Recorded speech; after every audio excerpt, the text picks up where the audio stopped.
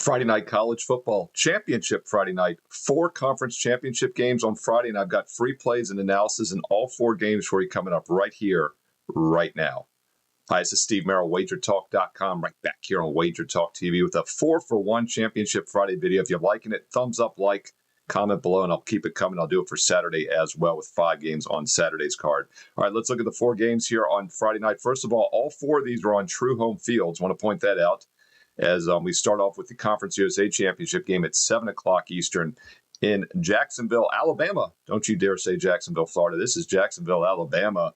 And I'll pull up the network for you as well on this one. And by the way, this is a rematch. These teams played just about a month ago, actually less than a month ago in mid-November. This game, by the way, on CBS Sports Network at 7 Eastern, Kennesaw State, Jacksonville State Conference USA Championship game. And ding, ding, misleading result alert, red flag alert. We don't talk a lot about this in college football because we very rarely ever get revenge games or second meetings. We talk about it a ton in college basketball. And let's just break down revenge. It's not that the other team is mad. They want to get their revenge. Second meetings have a lot of edges. First of all, sometimes the team that lost the first game makes adjustments. The other team doesn't. We use the zigzag theory in the NBA playoffs. A 7-game series in the NBA is a constant revenge situation. But the other thing I'd like to look for in revenge or second meetings, if you will, is a misleading result the first time, which sets up value here and also maybe gives us a chance to play the better team, something I'd love to do in focus spots in championship games. I think Kennesaw is the better team. I'll give you a few reasons why in a moment. But let's talk about that misleading result a few weeks ago on November 15th when they played, once again, same site at Jacksonville State. Kennesaw State had a 32-18 first down edge, 32 first downs. They had over 579 to be exact, 579 yards of offense, outgained Jacksonville State by over 120 yards. But why did they lose by 9? 4 turnovers to none. 4 turnovers to none, 4 interceptions, which aren't totally fluky, but a 4-0 turnover deficit is, especially consider that Kennesaw has bounced back with back-to-back wins the last 2 weeks with no turnovers at all and 89 points scored. The key to this game is going to be stopping the Jacksonville rushing attack. It's a potent rushing attack. They average about 250 to 300 yards a game. And Kennesaw did okay against them last time. They held that attack well at 362 yards, but it was on 44 carries, so it wasn't terrible. My concern, though, 252 yards on 42 carries. Kennesaw had 362 yards passing. That's what I was looking at. But yeah, the 252 rushing yards on 42 carries is a concern in that last game because they've struggled to stop the run in the past 2 games as well against Missouri State and Liberty. On the season, Kennesaw's had a decent rush defense when you factor in opponents' play. They give up 4.5 yards per carry against teams that average 4.4. But as I mentioned, they've given up 5 yards per carry over the past month. 4.6 over the past 2 months, and in conference games, 4.6, and that's what you want to look at. So I do think the run defense is decent, and they can match up well in this game. And Jacksonville State does not throw the ball well. They don't throw the ball often.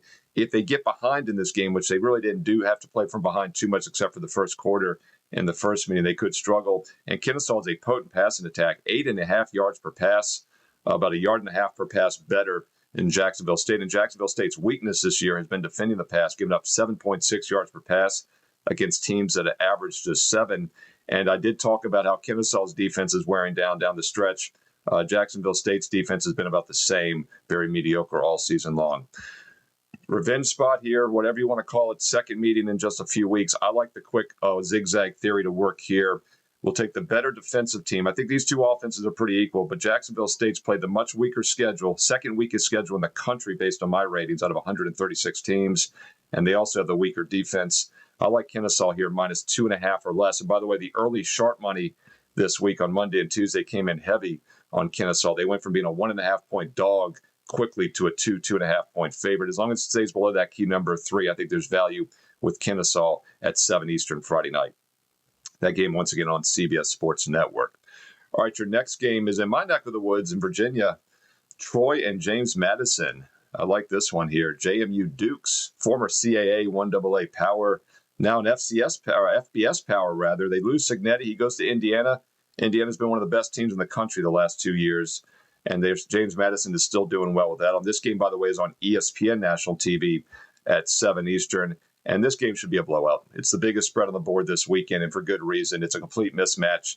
Opened minus 21 briefly and quickly on Monday and Tuesday morning, bet up to 22, 23. I even see some 24s out there. Now, 24 We've lost 21. That's a key number. But 24 is also a key number.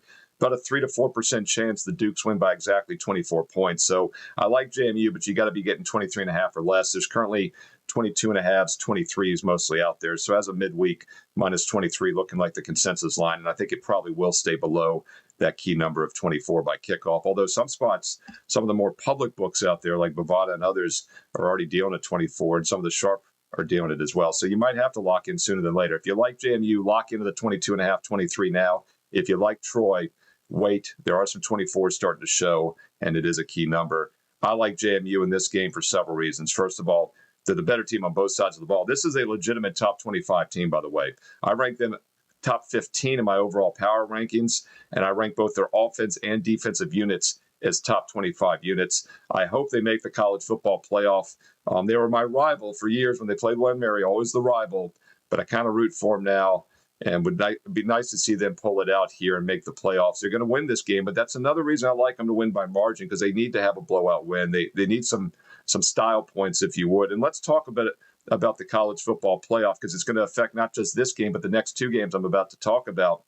JMU, of some of these group of five teams, whatever the term is, I can't remember what they call these teams now, but on the outside looking in, they take the top five conference champions. And you would think, well, this, the Sun Belt doesn't have a chance to be there. But if Duke is able to beat UVA on Saturday, and by the way, I will have a free play video for all those Saturday games. UVA is only a 3.5-point favorite, so Duke could definitely win that game. Then the ACC is not going to probably get a team in, because they don't have the automatic qualifier with the conference champ. And Miami of Florida not looking great right now on the outside looking in. By the way, midweek here, going into this week, as of December 1st, going into the week before the updated rankings came out on, I believe, Tuesday night. If you look at the percentages to get in from all these teams, Miami of Florida is like at 10%. UVA is at about 56% because they should beat Duke, but it's not a lock. But you look at some of these other mid-major teams, James Madison, 61% chance to make it. North Texas, we're going to talk about that game next, 47%. Tulane is who they're playing. We're talking about that next, 32%. And then I'm going to close with the UNLV Boise game here in a moment. Boise's at like 2%, even though they're a home favorite. So JMU very well could be in the playoffs, but they want some style points. By the way, the 13-man committee, it's a pure vote. It's not like the BCS system a couple decades ago in which the computers were involved. This is a pure behind-the-door secret ballot. Ole Miss, by the way, at 99% to make the playoffs, according to the All-State predictor. I don't know about that. I think they should make it, but with the coaching change, and it's in the bylaws, they can say if a player is missing or a coach is missing and the team is weaker, they can vote them down. So that'll be very interesting. I think Ole Miss makes it, but are they a lock at 99%? I think it's probably a little bit lower than that. By the way, drop in the comments below your thoughts on the playoff system, which teams you think are in. How about these mid-major teams? JMU, are they the best? Tulane, North Texas, who do you think gets in? Drop your playoff predictions below. Let's see who gets the most correct. And we'll see who can get the playoff predictions correct out of the 12 teams. I do read the comments. I reply back. Love the support here on WagerTalk TV. And if you're liking these videos, by the way, thumbs up, like, and I'll do it again for the Saturday 5 games. All right, so let's stick with this second game here. JMU, I think, in a blowout. So if you're going to play it, I would lay it, but I can back it up with some stats as well. Troy, not a great offensive team this year, just 25 points a game, just 4.9 yards per play against teams that allow 5.6. And the Dukes have an excellent defense, as I mentioned, just 4.2 yards per play against teams that average 5.7. So, yeah, the team total for Troy might be worth a look, but if it becomes a blowout game, which I think it will, Troy might get some garbage time points, but they don't have a lot of backdoor cover potential with that weak offense. And I think JMU is not going to take their foot off the gas since they're playing for a playoff spot, and they want to impress on ESPN National TV at 7 Eastern Friday night. All right, 2 down, 2 to go. Let's look at your next game here. And I've referenced it, North Texas against Tulane. This one on ABC National TV. This is the spotlight game on Friday night at 8 o'clock Eastern. And these are two teams that both, as I mentioned, have a chance still, the American Championship game, have a chance of advancing and maybe being that fifth power conference or the non-major conference to get in and be either James Madison or the winner of this game if Virginia likely falls. And in this one here, I like North Texas. I think North Texas is by far the better offensive team. And while Tulane is maybe not as good offensively, these two teams are actually pretty equal defensively. I don't really think Tulane has a defensive edge in this one. And I like North Texas in this game here, and I think they're a vastly underrated team this season. In fact, out of 136 teams, and I factor in opponents played, I've got this as the most potent offense in the country. That's how good this offense is in their third year under head coach Eric Morris. And it is a double revenge spot, by the way, for North Texas and Eric Morris. His first 2 years, he's lost to Tulane both times, including last year, the first year that they had John Summerall there at Tulane. Tulane got it done. But keep in mind, North Texas has been more than a touchdown dog in both games. They're an 8-point dog last year, and they lost by 8. And the year before that, they were a 20-point dog. So it's a different North Texas team. They're the better team now, and I think they won't miss an opportunity to win this game and to probably win by margin with that powerful offense. And I like the line here. It opened briefly at 3, but it's now down to 2.5 in most spots midweek. 3 is such a key number. Now, it's going to be a high-scoring game. The total's around 66. So it's a little less likely it lands on 3, maybe only a 7 or 8% chance versus 9 to 10%. But still, it's the critical number in all of football. And at minus 2.5 or less, we're getting North Texas in what I feel is a straight-up win situation. I like the mean green in this one. And let's just talk a little bit about how powerful that offense is this season and why I rank them as the best offense in the country. North Texas, and they've done this for a couple of years now under Morris, they're averaging 47 points a game, almost 10 yards per pass. Let that sink in. Every time they drop back to throw the ball, it's a first down out of 20, 30 times a game. 5.5 yards a rush, 7.5 yards a play. But as I said, Tulane does not have the better defense here. North Texas gives up 5.6 yards per play, 24 points. Tulane gives up 5.5, 23 points. Almost identical, but Tulane's offense, very mediocre. 28.5 points against teams that allow 27. They do throw the ball and run the ball a little bit above average, but nothing at the North Texas part. They're going to have to trade points in this game. North Texas is going to win it. I like the mean green minus 2.5 or less, and that is your spotlight game on ABC Friday night at 8 Eastern. All right, your final game is also at 8 o'clock Eastern on Fox. So I guess this is your other spotlight game, if you will. The reason I think the Tulane-North Texas game is so critical is the winner of that game has a really good chance of making the playoffs. As I said earlier, Boise State's a home favorite. They only have about a 2% chance of sneaking in. UNLV is on the outside looking in here at 8 o'clock Eastern on Fox. And big news here from the injury perspective is that quarterback Maddox Madsen is expected back after missing the past month. Boise's been okay without him. He got early, if you recall, hurt early in the November 1st game at Fresno State, or against Fresno State at home, rather, and then missed the next 3. So he's really missed the last 4 games. Boise did go 2-2, but they lost the Fresno game. They lost the San Diego State game. They only scored 7 points in each game without him. And then they got back on track against Colorado State, against Utah State, putting up 74 points. Backup quarterback Max Cutfort was not as good as Madsen. If you look at the overall numbers, he averaged just 6 yards per pass. Madsen's averaging almost 8 yards per pass this year, 15 touchdowns, 7 picks. Cutfort had just 3 touchdowns, 2 picks in almost 4 full games. So this is a step up in class with Madsen. Whether he's fully healthy or not is a little bit of a gamble. But I'm willing to take a shot with the over here for a few reasons. I think it's going to spark the Boise offense. I think they're a little more balanced now, having to play with the backup.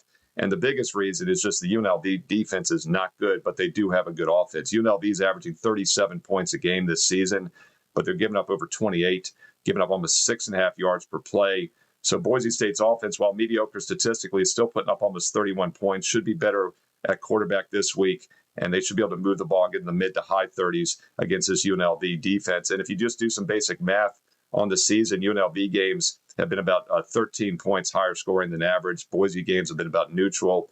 Fair total between the two teams about 52-53 plus 13 gets you to 66. So there is line value as well over the 58.5. I think this one should be priced in the mid 60 range. I like UNLV Boise State over the total, over the 58 points at 8 o'clock Eastern Friday night on Fox. That, of course, the Mountain West Championship, and once again, true home field in Boise, Idaho. There you go. Look at all 4 conference championship games for Friday night on national TV. Hey, I'll do it again for Saturday. There's 5 more games for this Saturday. If you're liking this video, thumbs up, positive comment below, and I will do it again for Saturday's conference championship games as well. And more importantly, drop in the comments below your thoughts on these 4 games Friday nights. What sides or totals are you looking at? Hey, include some analysis if you have time. Let's learn and earn and win together here on WagerTalk TV. And don't forget, if you want my official best bets, look, I gave you free plays in every game tonight on Friday.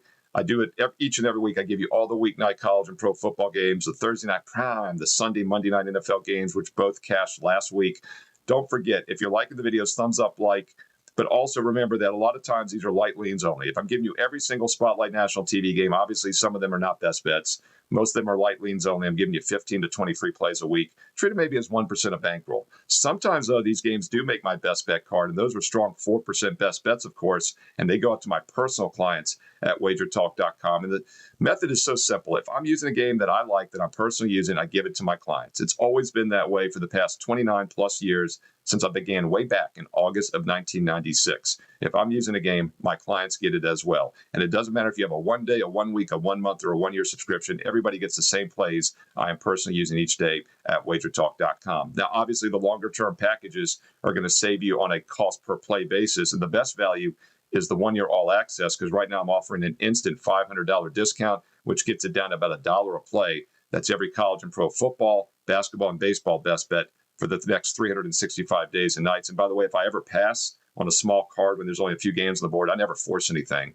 This is an investment. I only use games that have a mathematical edge. If I ever pass when there's a small card, you get an extra day at it for free. So you are assured a guaranteed 365 days of best bets all access. By the way, I'm selective, 2 to 3 best bets per day, as I said. So that last cut is still a very strong opinion. And what do? I give it to you for free. I put my last cut, my strongest opinion, for free on my page every day. So yeah, get these free plays here in the videos. But if you want my truest, strongest opinion each and every day that just missed the best bet card just a bit outside, check out my page for the free play each and every day with analysis. So if you're new to handicapping, if you're doing your own handicapping, make it part of your daily routine to go to my page on a daily basis to get the bonus free play. And then right above that, you will see my strong best bets for the day, and also that instant $500 discount on the 1 year all access pass, which gets it down to about $1 a play. Don't wait to make the New Year's resolution on January 1st. Get on board now. Get all of December through next year for about $1 a play with the 1 year all access. And yes, we have daily, weekly, and monthly subscriptions as well if you'd like to try the smaller package. Best bets, daily free play, special offers, all available on my page right now. Steve Merril, WagerTalk.com, and get there quicker with shortcut WT.buzz/SM. On the way out, don't forget to follow me on social media on X and Instagram at Steve Merril, 2 R's, 1 L, MERRIL on X and Instagram. And if you're liking these free play videos, once again, thumbs up, like, positive comment below, but make sure you click subscribe and you click that bell here on Wager Talk TV so you know when the free videos are posted, just like more free videos that you know are coming up next.